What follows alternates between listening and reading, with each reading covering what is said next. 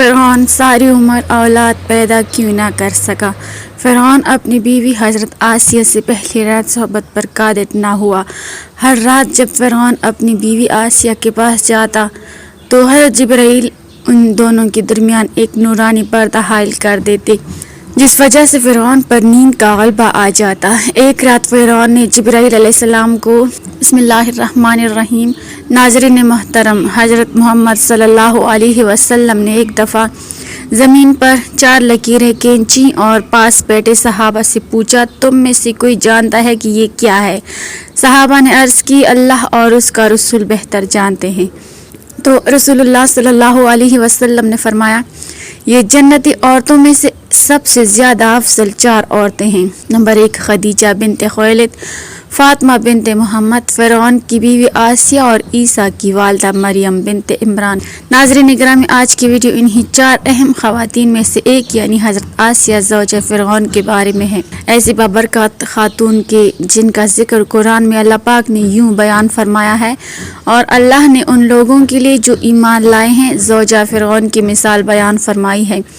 حافظ ابن حجر عسقلانی لکھتے ہیں کہ مصر شاہی خاندان کے بادشاہ ریان بن ولید جو کہ حضرت یوسف علیہ السلام کے دور میں تھے اور ان پر ایمان لائے تھے، ان کے پوتے بہت حسین و جمیل تھی جن کا نام آسیہ تھا، اور نسب کچھ یوں بیان ہوا ہے، آسیہ بنت مزاحم بن عبید بن ریان بن ولید۔ جب رمسس شاہ مصر بنا تو اس نے تخت سنبھالتے ہی لوگوں کو عیش و عشرت میں ڈال دیا۔ اس نے یہ فرمان جاری کیا کہ آج سے سارے اسرائیلی قبطیوں کے غلام ہوں گے۔ چنانچہ اسرائیلی غلاموں کی لسٹیں بنا کر ہر ایک گھر میں ان کو نوکر رکھ دیا گیا۔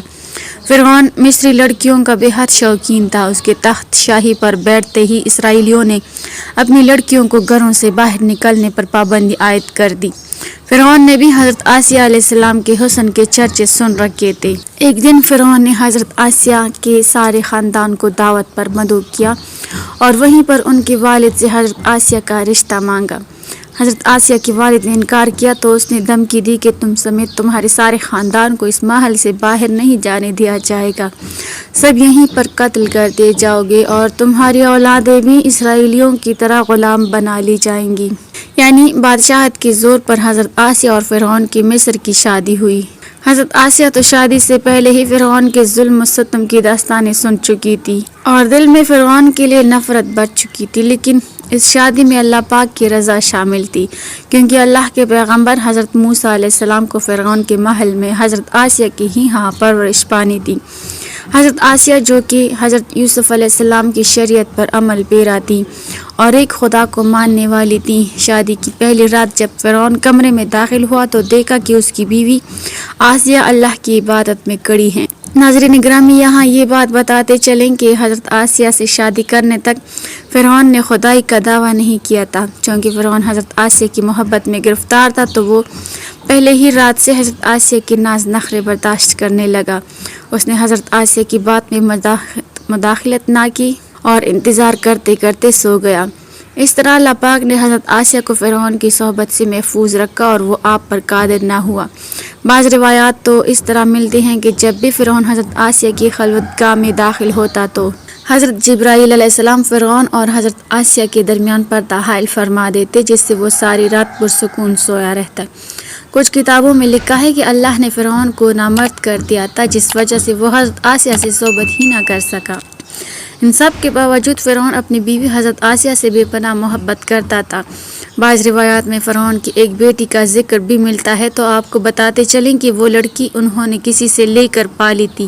فرعون کا حضرت آسیہ سے پیار ہی تھا کہ جب حضرت موسیٰ علیہ السلام ایک صندوق میں ملے تو حضرت آسیہ کے کہنے پر اس نے حضرت موسیٰ کو اپنے گھر میں جگہ دے دی۔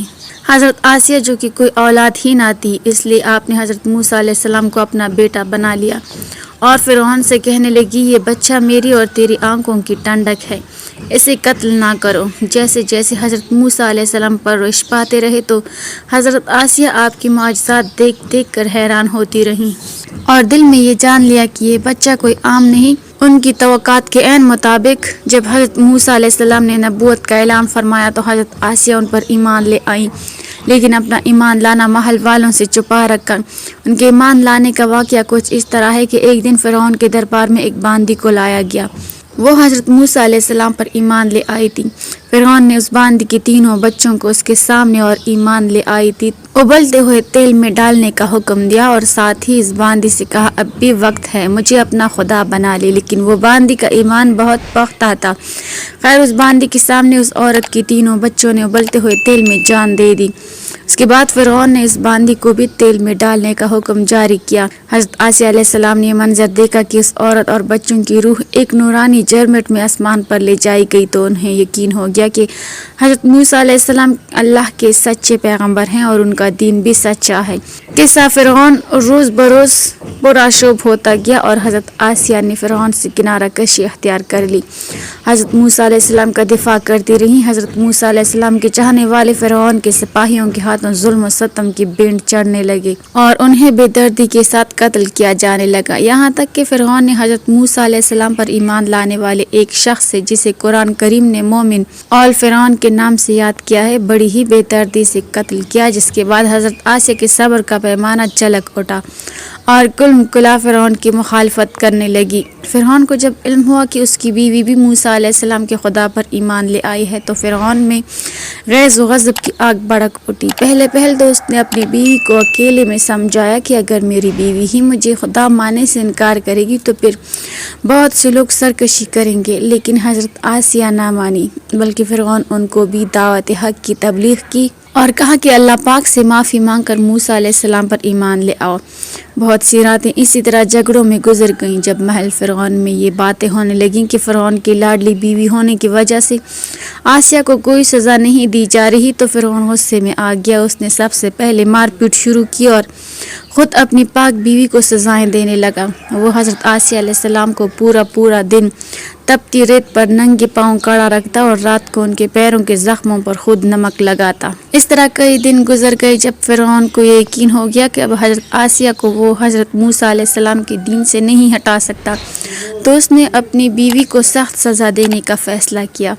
حضرت آسیہ کے چاروں ہاتھوں پیروں میں لوہے کی کلیں ٹوک کر چاروں کونوں میں اس طرح جکڑ دیا کہ وہ ہل بھی نہ سکی، اور بھاری پتھر آپ کے سینے پر رکھ کر ان کو ریت پر دھوپ میں لٹا دیا اور پانی بند کر دیا۔ لیکن پھر بھی حضرت آسیہ علیہ السلام ایمان پر عزم و استقلال کے ساتھ ان مصائب کے باوجود قائم و دائم رہی اور فرعون کی کفر سے خدا کی پناہ چاہی، جسے اللہ پاک نے یوں بیان فرمایا ہے، اور اللہ نے ان لوگوں کے لیے جو ایمان لائے ہیں زوجہ فرعون کی مثال بیان فرمائی ہے۔